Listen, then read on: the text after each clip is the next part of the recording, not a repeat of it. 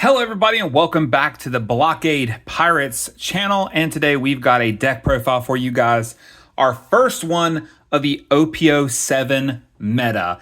So OP-07 just started. You guys saw our box opening here on the channel, which showcased the Mango Rare Boa Hancock. If you want to see that, check it out below. I also posted recently the Enel profile from my EBO1 Regionals tournament. But today we are going to be starting a long amount of videos to come in the future of just OP-07 with leaders from OP-07 like our boy Monkey D Dragon here, as well as some really cool leaders from the previous sets being brought back with a brand new deck profile for each of those. So let's go ahead and get started with this right here.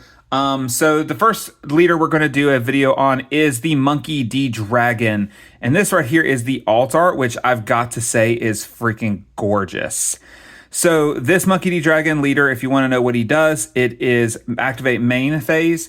Once per turn, give up to 2 of your total Dawn that are currently given to, give up to 2 total of your currently given Dawn cards to one of your characters. So basically, if I have, and I have 2 Dawn here just for an example, let's say I have 2 Dawn on him and I swing at 7k, I can use this ability to remove the Dawn and put the 2 Dawn onto this character and then, do that. And that's kind of what the strategy is for him, is getting a bunch of 7k swings in. Not to mention, you have the synergy with the already support from the Revolutionary Army cards. So let's go ahead and get into the deck itself and what we ran. So I played this at my local tournaments this past weekend and I finished 2nd place in the tournament. My only loss was in round 2 against an Enel, and everyone else I played, I ended up playing against, I did win.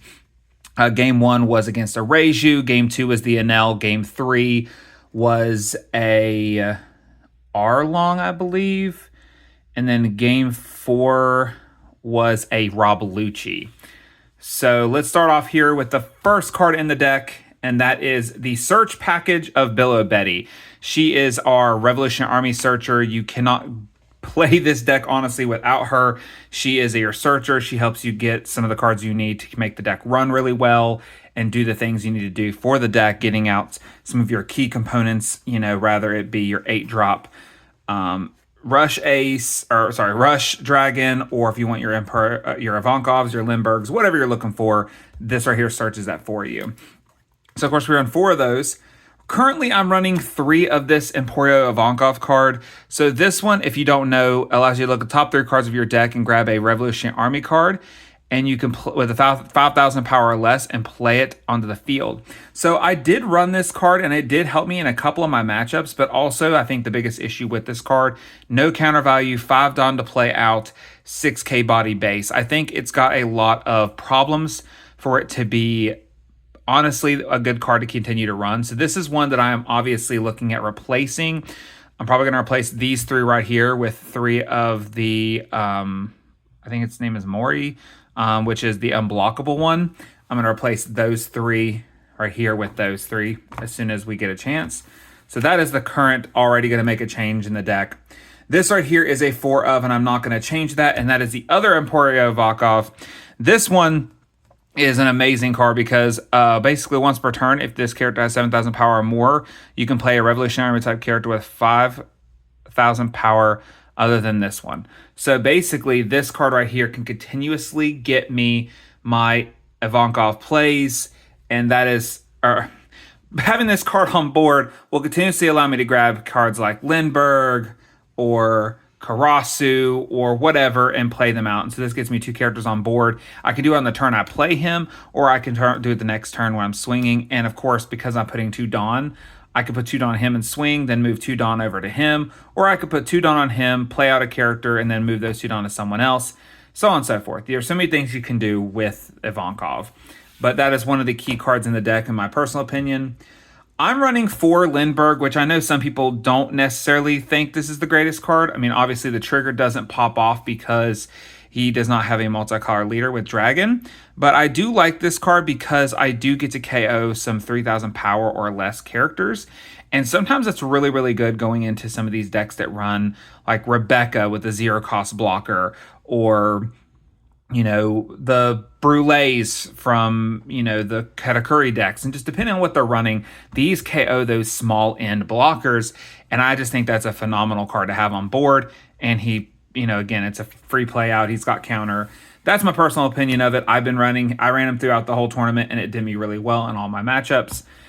Karasu is a must for of. This card on play, you minus 1,000 power from a character or your opponent's leader. And this right here is a big threat on board. It has to be addressed or your opponent's going to be in a bad position. You get 2 of these bad boys on board and your opponent's down to 3k. I mean, it's just dangerous to have these on board. And on the attack as well, as long as he's 7,000 power or less, you can do the same thing again. So you can swing 7k, boom, minus down 1 to 3. So now it's 7 into 3. And then you can move that to Dawn again using your leader. So just love that card a lot. It's one that your opponent's definitely going to have to deal with. Then I'm running Inazuma. This one is basically once he's at 7,000 power, he unlocks the Banish ability. So, that right there is amazing. Put 2 Dawn on him, swing for Banish. If you have another one on board, move it over to him using the ability. I do like this card. I may see more of these in the deck. I might run a couple more, or I'll leave him at 2. I think at this moment I like him at 2. Then, of course, we're running 4 of the koalas. So I'll go ahead and do our 2K package. So right now, I am running 3 Makinos, 1 Otama. I'm going to be real honest about this. I'm only running the Makinos because I had Otama in another deck, and I didn't want to kind of keep moving stuff around so much. And I'm not necessarily playing the Makinos out, but I would like to replace these Makinos right here with the Otama, because then these 8 cards are 2Ks, or I can use them to play on board and minus cost of stuff to help with Lindbergh if I really want to. Now, it's not a must, but this is the 2K counters I've went with, and I'm only running 8 of them, and I am debating on adding more to the deck, and just for survivability's sake. But this deck is very aggro and aggressive, so I don't necessarily need it. Another card I'm running is the Nico Robin. On play, it KOs up to one opponent's characters with 1,000 power or less. I don't like this card after playing it. I liked it initially because there are some blockers that don't really have power, but I just don't think this card really helps me. So I'm going to be replacing this. I might replace this with 2 2K counters. At this point in time, I think that's probably what's going to happen. And I'm thinking about running the Sanji blocker or the Sanji 2K counters in this deck because it gets me the ability to take a life, bounce my power, move 2 Dawn, and then I can use those 2 Dawn to be moved around, so on and so forth. Then I'm running 4 of these Monkey D. Luffy's. I personally love this Monkey D. Luffy card. You put 2 Dawn on him, and he cannot be KO'd by, I think it's, let me double check, it is by strike attribute characters, but also you can give this character up to 2 of your rested Dawn. So boom, you play out your Dawn, move the 2 rested Dawn to him, you get to swing for 5 or whatever with him later, and then you can move the 2 Dawn around from there. So, love this card. I like playing it in the deck, and I've always liked that card. I just haven't got a chance to play it in the deck till now. I think it feels the most important to be used. Then, of course, let's go ahead and just plop all these out together because they just make sense together. This is your rush down. I'm running 4 of your 8-drop dragons. It's a rush as well as a moving 2 Dawn from your rested Dawn attached to somebody. So if you're on your 8 Dawn turn, you can plop this down, move 2 Dawn over onto a character leader. I think it's a character or leader. Actually, let me double check. Yep, so I can move it to my leader and then use it to move around again from there. Unblockable Luffy. I think that's just perfect, especially when you're moving 2 Dawn around like you can with this one. And then, of course, 4 Kid and Killer. 7K, 8K, 9K, basically, when you move those Dawn around. I mean, it's just nasty. The rush in this deck is good. I thought about the rush Zoros, but I do like where it's at right now. And then last but not least, we're running 4 of these Bad Manners. Kit Course, it's a 0 cost. I can use it to trash some of those 1Ks for more things, or I can do it by trashing these non-counter cards. So that is the deck. Going into the matchups just briefly here, I will say game 1 Reiju, it really was just a matter of I rushed down, made them waste a bunch of cards in hand, got there to a point where they only had, very few cards on board, and I just out-aggroed them as much as I could. In game 2, I played a Nell. I basically tried the same strategy, just pumping down cards and swinging at life until and build a board after they had 1 life left. But I mean, the fact that you can 10 drop Ace, you can 9 drop Yamato, they just kept getting their heals back up, and it just became too much to handle to a point where I was running out of life, and they had too many big boards, characters on board to deal with. And that one, I think, came down to like just 2 or 3K difference, and I probably would have won. And then my third game, I got matched up with Arlong, and the Arlong matchup was just a matter of I out aggroed them just so hard. And of course, the Arlong player was my buddy Jack, who you guys see on here on the channel with me. I was playing him in that game, and it was very, very close. And then the last game I played was against the Rob Lucci, the new Rob Lucci from OP-07. And he did have one big misplay. It was my buddy Zach. Really great guy. We call him Lost Data or Error 404, depending on which iteration of him you're talking about. But we played him in that final round, and yeah, he just had a really bad headache, and he misplayed really, really hard going in the last turn before I won, just because he was supposed to be minusing. He tried to minus down my Rush Dragon, and he realized after he played Rob Lucci out to do the KO that I was only at 3 and not 2. So he got himself really mixed up there. But otherwise, really good games. I think Dragon's a really fun leader.